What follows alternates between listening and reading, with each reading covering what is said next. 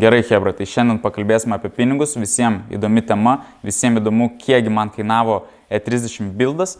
Tai iš tikrųjų neskaičiuosim jokių smulkmenų ten važinėjimų pirmyn atgal, imsim tiesiog pagrindinius dalykus ir pažiūrėsim, kiek galiausiai atsistojo automobilis jį pabaigus. Bet prieš tai lekiam į plovyklą į Nava, nusiplanom kėbulą, populiaruojam porą detalių, padengiam vašku, vien žodžiu, kol automobilis toks visas šviežias, gražus, pabandom į tokį išlaikyti bent porą savaičių, kol nenulėkiam iki trasos ir nesušėriam kokius blokus. Tai lekiam į plovyklą ir po to kalbam apie pinigus. Ir žinot, kaip padarom, kol lėkiu nusiplaut, pabandykit komentaruose atspėti, kiek jūsų manimų kainavo E30 buildas. Tai va, jūsų spėjimai žemiau komentaruose, pažiūrėsim, ar galite nutuokti, kiek visi modai ir dalys kainuoja.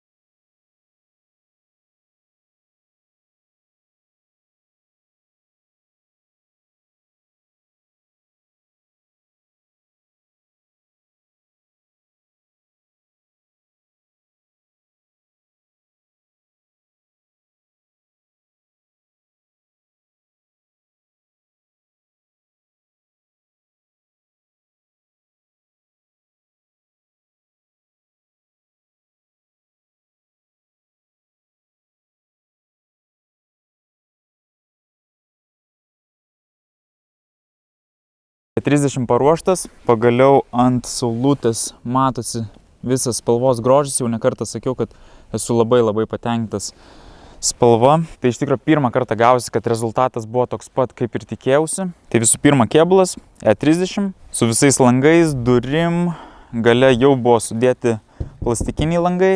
Viduj buvo panelė, skidelis. Tai iš esmės nupirkau kėbulą su standartinė važiuoklė ir porą dalių aplink. Ir už jį man gavosi 1000 eurų. Šiuo metu tikrai nesiūlau darytis E30 kaip kažkokio projekto sportui, nes jūs pirma sudėtinga rasti ir patį kėbulą gyvą, sudėtinga rasti kažkokių dalių, kurios yra standartinės, tos pačios priekinės lempos, galinės lempos ir taip toliau. Ir visų pirma daug laiko sugaišti, nes reikės svapinti kažkokį motorį, reikės svapinti kažkokią važiuoklę. Tai ką geriau daryti, imti iškart gerą variantą. Tai iš esmės galite rasti tikrai už 1000 eurų, galite susirasti tą patį Kem 6, jau su kokiu nors 2.5, 2.8 motoru, su kažkokia važiuoklė ir jau tą automobilį modinti toliau. Tai kalbant apie kėbulą, truputį informacijos jums, kaip pasirinkti tinkamą automobilį.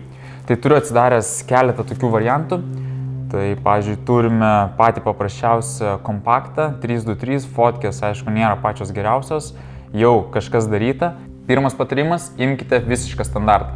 Nes dažniausiai, kai būna kažkas pridaryta, tai pirmai reikia sutvarkyti visas tas bėdas, kas jau daryta ir tik tada pradėti modinti. Iš tikrųjų sugaišite daug nereikalingo laiko.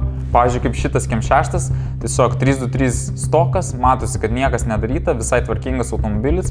Aišku, kaina tokia sausau, reiktų truputį paderinti. Ir iš tikrųjų nesvarbu, ar perkate automobilį projektui, ar perkate kasdienai, visada jį apsimoka patikrinti carvertical.lt. Ir kaip tik šiame skelbime yra nurodytas VIN kodas, todėl galima susivesti reikiamus duomenis ir pažiūrėti, kokią informaciją rasim. 4, 5, 6, 4, 3. Spaudžiame tikrinti automobilį. Nes visų pirma reikia, kad automobilis nebūtų visiškas puvėkas, nes susirinksit, o po to sužinosit, kad net negali padaryti suvedimo. Tai pamatysim, ar automobilis nebuvo daužtas. Ir aišku, jeigu planuojat pasilikti tą patį motorą, tai bent jau pažiūrėsim, ar rida nėra atsukta. Taip, Lietuvoje užregistruotas 2017, tai iš tikrųjų nematęs labai daug čia tų žiemų. Su rida turime problemų. Tai 2014 buvo virš 300 000 ir 2017 230 000. Kažkur plius minus 100 000 pradingo. Tai iš esmės, kadangi toks motoras dar gali važiuoti ir su didesnė rida, manau, nėra labai blogai, bet jau galite paskambinę pardavėjai bandyti mušti kainą.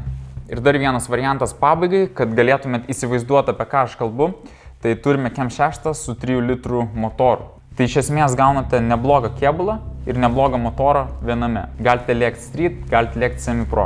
Taip pat gaunate visą važiuoklę, didelius 3 litrų stabdžius. Tai iš tikro projektų neapsimoka daryti iš 1.8 kėbulo, kai galite pasiimti 3 litrų ir viską turėti vienoje vietoje. Faceliftas, iš nuotraukų matom, kad truputį gavęs į priekį. Ir ką mes vėl darom, tikrinam automobilį carvertical.lt. Tai automobilis užregistruotas Lietuvoje 2018 metais. Bet kaip matėme, nuotraukos darytos be valstybinių numerių. Tai iš tikrųjų čia yra vienas iš triukų, kad jūs galvotumėt, jog automobilis yra atvarytas vos ne prieš savaitę iš Vokietijos ir net nebuvo eksploatuotas Lietuvoje. Žiūrim toliau. Žala.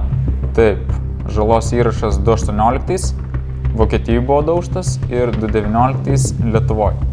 Tai va, atradom tikrai nemažai papildomos informacijos ir tada jau lieka jums spręsti arba derinti kainą. Bent jau žinot daugiau defektų nei šiaip pažiūrėjus skelbimą, arba tiesiog apeinat ir ieškot geresnio varianto. Tai vienu žodžiu atsargiai su tokiais skelbimais, nepapulkit, o mes grįžtam prie chuligano. O aš pasirinkau tokį projektą iš tikro dėl to, kad sukurčiau kažkokį įdomų kontentą ir iš tikro buvau pasiilgęs E30, nes turėjau prieš tai ir labai gailiuosi, kad pardaviau, tai galvoju prikelsiu dar vieną. Tai turim kėbulą, eina motoro eilė. Iš tikro pasisekė rasti neblogą variantą. Tai 2.5 plyta, visiškas standartas su sankaba, kurios net nekeičiau ir atlaikė vos ne pusę sezoną. Tai visas vapas su dėže ir sankaba gavosi 600 €. Tada einame prie važiuoklės, aišku, čia dabar nesimatys, bet stovi XYZ coiloveriai. Tai iš esmės jie yra naudoti. Kažką tokio padaraus galima susirasti už 400 €. Aišku, kai gauni naudotą daiktą, tai iškart pastebėjau, kad tokie coilai yra per kieti tokiam kėbului. Nes automobilis tiesiog šokinėja ir nesivaldo labai maloniai, nes dabar net reguliuojant coilo kietumą, tas kietumas labai žymiai nesumažėja. Aišku, dar vienas variantas vežti tuos coilus restauruoti, tada juos gali pagaminti pagal tavo asmeninius norus, bet ir vėl, pradedant projektą, reikia skaičiuoti, ar negeriau iš karto imti naują daiktą ir nesižaisti su kažkam naudotom ir dėvėtom detalėm. Galime įlysti į vidų, tai turime pilną roll cage'ą. Bendram dylė man gavosi tas roll cage'as 1000 €. Plius minus nuo tiek ir prasideda pilni lankai. Aišku, priklauso kokią konfiguraciją imsit. Saugos lankai visų pirma duoda saugumą vairuotojui, o visų antra, tai jeigu tu visur juos prasivedžiosi, duos ir tvirtumo, standumo kėbului. Iš tikro galim užbaigti išorę ir tada lendam pilnai į vidų. Tai visų pirma body kitas, priekinis bamperis, galinis bamperis, lenkščiai, priekiniai sparnai, galiniai sparnai ir kapotas. Dar 1000 €. Vienas dar toks pliusas, kad perkant automobilį jau buvo sudėtos stiklo pluošto durelės. Iš tikrųjų esu nustebęs, kaip kokybiškai jos yra pagamintos, nes atidarius visų pirma visiškai nepakrenta ir užsidaro visiškai paprastai. Turbūt pati geriausia detalė, kuri buvo perkant automobilį, nes iš esmės viską teko perdaryti, nors idėja buvo tokia, kad nuperku kėbulą be motoro, įmetu motorą ir važiuojam. Gavosi, ne. Visai ne taip. Tai turim body kitą, aišku, čia yra skonio reikalas, vieniem patinka, vieniem nepatinka. Mano planas buvo tiesiog prikelti automobilį iš visiško lavono į tokį visai padorų. Tada visos dažymo paslaugos, dažai, paruošimas ir taip toliau. Nors čia yra kiekvieno sprendimas, kokį jūs lygį norit palaikyti, bet norėjau padaryti gan tvarkingą variantą. Tai plius minus be dažų gaunasi 1500, aš su dažais ir visais paruošimais ir taip toliau sugebėjau tilpti į 1000. Bet žinokit, tikrai džiaugiuosi spalvytę. Kaip ir sakiau, ant saulutės matosi visas grožis. Manau, į bildo visą tą samatą reikia paskaičiuoti ir ratlankius. Tai pilnas komplektas ozų, 4 vienetai. Ir 3 vienetai tokių į priekį, plus tiesinimas, dažymas, poliravimas ir padangos 500 €. Galima eiti į vidų, pradedam nuo sėdinių, tai iš tikrųjų pats paprasčiausias variantas 200 €.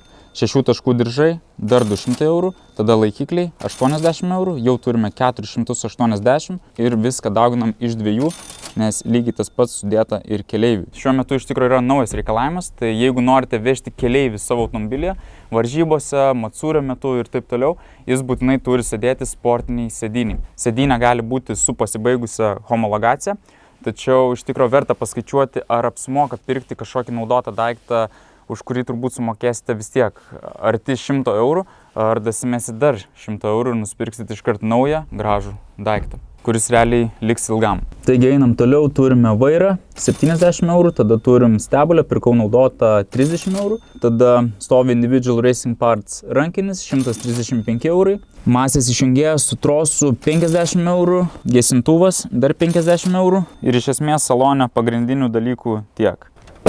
Vos nepamiršau vieną svarbiausių dalykų drifte, tai Šilas Metal ratų išsisukimo komplektas 180 eurų. Pasirinkau tokį variantą, nes visa idėja buvo projekto daryti viską on budget, bet aišku, jau dabar skaičiuojant, matau, kad nesigavo čia tas biudžetinis projektėlis, nes toliau galime skaičiuoti ir kitus darbus, tai keitėm stabdžių diskus, keitėm kaladėlės, darėm remontą suportam, visi stabdžių vamzdeliai nauji, kūro žarnelės naujos, kūro pompa, reikėjo gaminti visą išmetimą, tepalų keitimas, žvakių keitimas, toliau įvairūs tvirtinimai kaip kapoto, bamperių, tokie dar ant galinio buferio, akumas, akumo tvirtinimas, vienu žodžiu mes šitų smulkmenų galim vardinti ir vardinti, tai iš tikrųjų galim užmesti dar 1000 eurų ant visų šitų darbų ir jeigu tilptume į tą 1000, būtų labai gerai. Tai va, turim Huliganą už 7975 eurus. Ačiū, kad žiūrėjot, spaudžiam like ir susimatom kitam videose.